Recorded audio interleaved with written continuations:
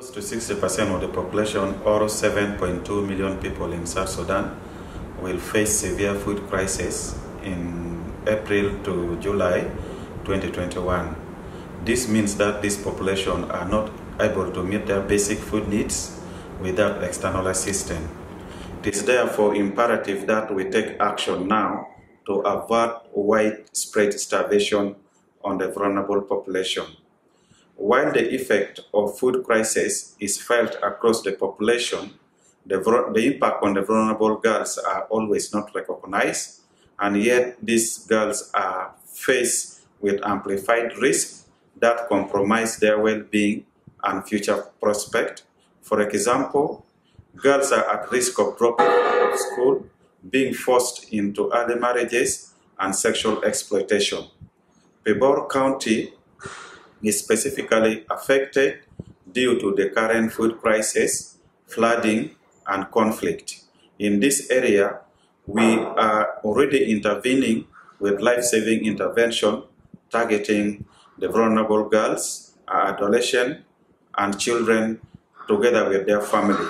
This intervention is targeting on meeting immediate food needs while also initiating a long-term resilient program that targets economic and livelihood opportunity for the population. This year alone, we are targeting 260,000 vulnerable girls, boys and adolescent girls from the family that are affected by the conflict, including children with acute malnutrition, pregnant and lactating mothers.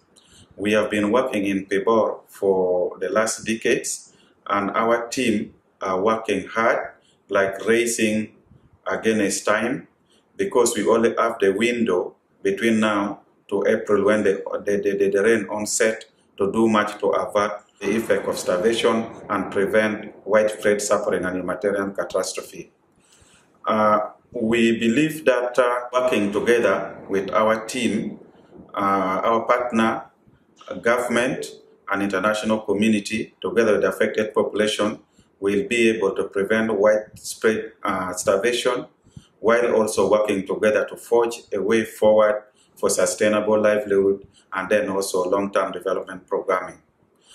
We therefore call upon the support of the UN, the government, the international community, and the population whom we work with to make sure that we are able to deliver the life-saving intervention and then also work with the community that are affected by the conflict.